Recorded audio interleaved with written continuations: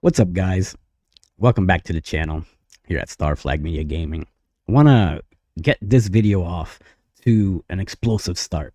What are we going to be talking about? Well, over the last 6 months or so, we've been really harping on the future of Xbox and Game Pass, right? But I want to really take a seat back because Microsoft has been in the forefront of major shakeups at their company and what it means to be an Xbox fan going forward. It got me to thinking, all this stuff that's happening in front is a blessing. It's a blessing for Sony. Why would you say this is a blessing for Sony? Oh, well, because Sony is so great and they're making all the right moves and Microsoft isn't? No, it's the opposite. It's because Sony's been messing up. PlayStation has had a terrible last 14 months.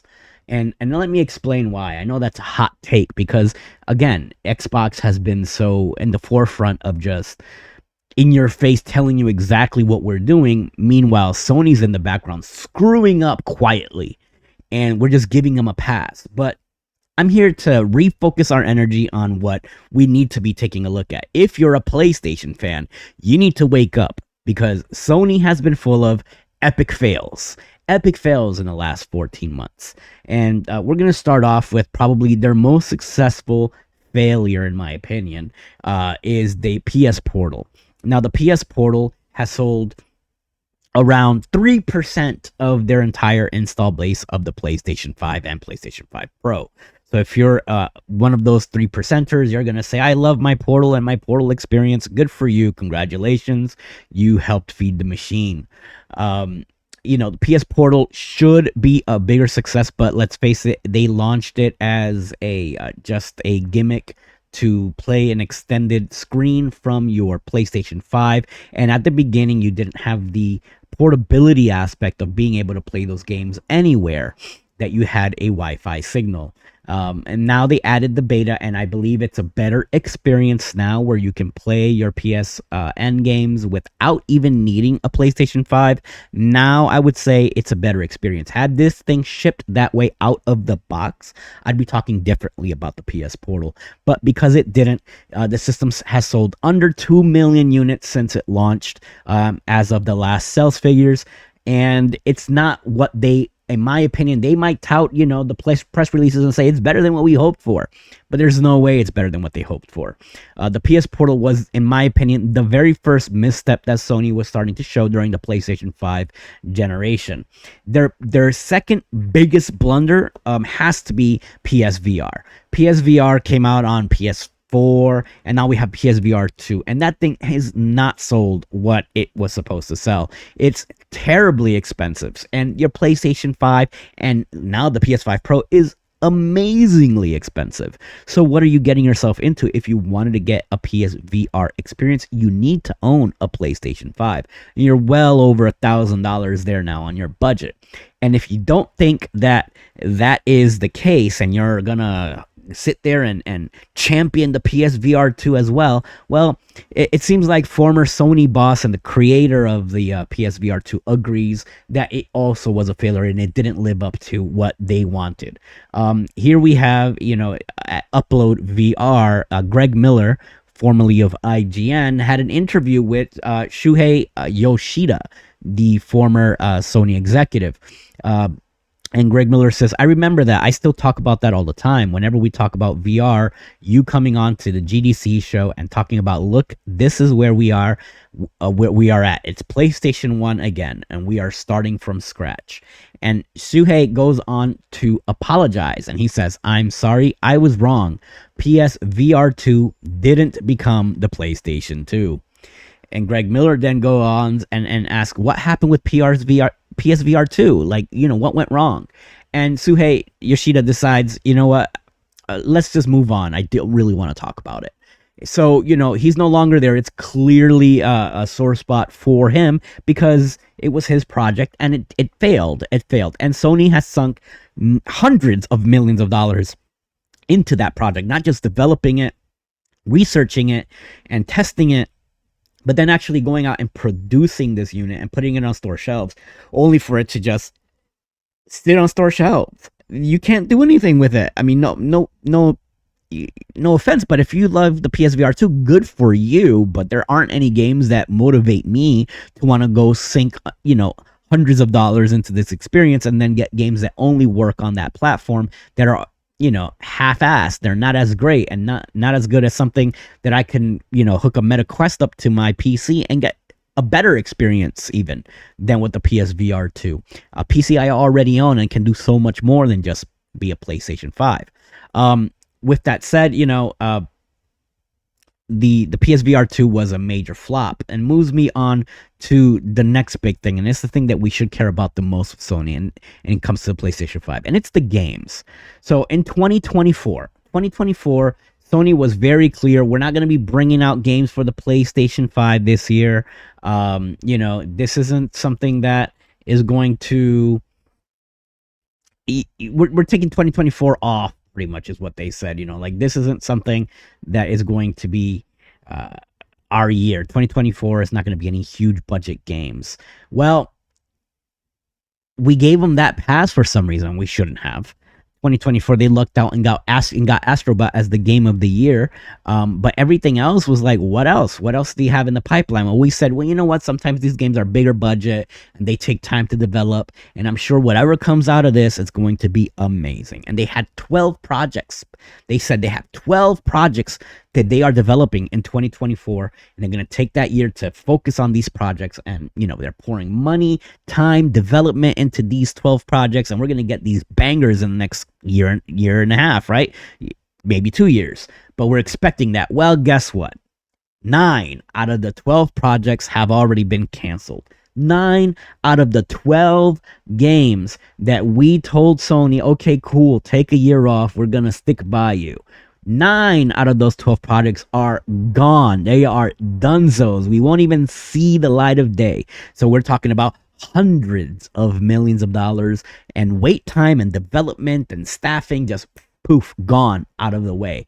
And people say, oh, well, Sony cancels games all the time. Well, that's fine and dandy. That is true. But 2024 was barren. It was a barren year where all these developers were only working on these games. So now that these games are gone, what are you going to do to fill? Are we going to have to give them another year and a half of we don't have anything until the PlayStation 6 comes out, and we're just going to hope that third parties fill the void? Yeah, we got GTA 6 coming out, but that's going to be on everything. You're not exclusive on that one, Sony. That's eventually going to be on every platform. Hell, there's a rumored Switch 2 version of that. The Xbox Series S and Series X is getting it. Game Pass is going to get it. PlayStation 5 is going to have it. It's not something that you can just bank on, Sony. So when 9 out of your 12 projects are gone, that leaves a Bungie game that is unannounced that they've been developing, and we don't know what it is yet. And then that other game that's a live service game called Fair Games that looks a lot like Payday. That's still coming out, and we know that that's looking a little shady as far as how that's going to perform. I have a bad feeling that that's going to be canceled as well. So if that does cancel, that'd be 10 out of the 12 projects that are off the table. They are just gone.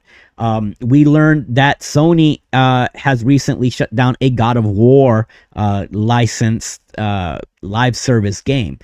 In my opinion, I'm not a fan of live service game. I understand that these games probably were going to not do as well as Sony hoped, but now that development is gone, and what are you going to do with those assets, that time, that money that you spent on these projects? What is going on, Sony? Please let us know. So if Fair Game decides to get canceled, or it comes out and it flops, which I believe if it comes out, it will flop, that's going to be Concord being a major flop. I didn't even get to Concord, and that was hundreds of millions of dollars that are just gone.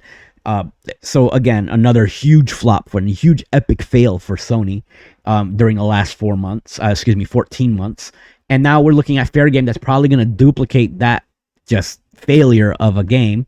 So if they don't cancel it and it comes out, it flops. If they do cancel it, it's time wasted and development costs gone. Well, it turns out there was another game that was recently taken off the table, and that is a Horizon live service game that they had planned.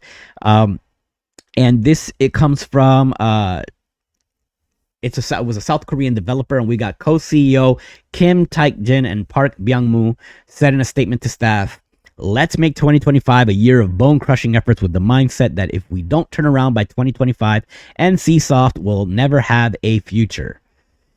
Following a round of layoffs in October last year, a new report by Korean publication MTN reveals that the aforementioned Project H, which is the Horizon game, has been canceled as part of a feasibility review. Staff will now apparently be transferred to a different project. It's important to note that this game is not to be confused with a separate online multiplayer version of Horizon, confirmed to be in development at Guerrilla Games. That game, as far as we understand, is still very much in production for now. So there's the other production, the other 12 production. There was 2 Horizon production games coming out. One is a live service, and then another one is just a regular online multiplayer. Like, Sony, we get it. We Horizon was successful for you. That's fantastic. But I think you're banking on this series to the wrong audience. We liked Horizon because of its single player cinematic experience, storytelling, its big world. The graphics were beautiful. Even on the PlayStation 4, that graphics were beautiful in that game. And now you're thinking, well, let's expand that audience and let's take it over to multiplayer, online multiplayer, and let's make it a live service game. And this is just a mistake. So how is that Horizon online game going to fare? I'm already going to tell you that game's going to sell like shit. It's not going to do well. Why would you? Why would you buy that game if that's not the type of game that you were already into? So yeah, that game is not going to do well. I'm sorry. I just don't see it performing well. And if it does well, I'll come back and I'll eat crow and I'll say, well, I was wrong. My opinion is that game is not for an online multiplayer audience. I don't see it being like this huge deal unless it's an add-on to a single player experience, and sure, we'll take it. Maybe that would be the way to introduce online components, but I don't know, guys. You tell me. So this Horizon live service game also gets canceled. So now we have this Bungie game and this Horizon multiplayer game, online multiplayer game, and Fair Games. That's the 3 that are left out of the 12 games that Sony announced that they had in the works. This comes off of a Reddit post here. It says there are 2 Horizon multiplayer games in development. One was by NCSoft, which has been canceled, and then the Horizon Online project by Guerrilla Games. The second game is a multiplayer Horizon game being developed by Guerrilla Games themselves, and Guerrilla are developers of the main Horizon games. This project is called Horizon Online Project. Horizon Online and the Online project at the time of writing, this project has not been canceled. Guerrilla is still working in-house on the Online project, and they've actually been working on it for a total of about 7 years in some capacity. Initial design work started only soon after Zero Dawn's release alongside development of Forbidden West. Of course, the Horizon Online project could get canceled at some point, especially with the other Sony live service initiatives dropping like flies. But as of right now, it's still alive. Guys, let me know what you think in the comments. Is Sony making huge epic fails, and is this the future of PlayStation, where they just are going to trickle out 1 or 2 games now because they've canceled everything that they had an entire year off to make? Or am I just wrong and Sony is going to drop a bombshell of exclusives over the next couple of years, and PS5 are going to be, hey, we're going to get 10 PlayStation exclusives from Sony's first-party companies or second-party developers? I don't know. Let me know in the comments what you think. As always, I'm here on the channel and would love to get to 4,000 subscribers. If you guys can help us out with that, it'd be great. Leave a like, leave a dislike if you didn't like it. And, if you want to make any changes to the channel, leave a comment below. Let me know what you guys think about Sony and what's going on. As always, my name's Anthony here at Starflag Media Gaming, and I will catch you guys next time.